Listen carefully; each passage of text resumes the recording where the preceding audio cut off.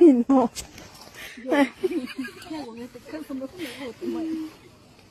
Déjalo que se vaya.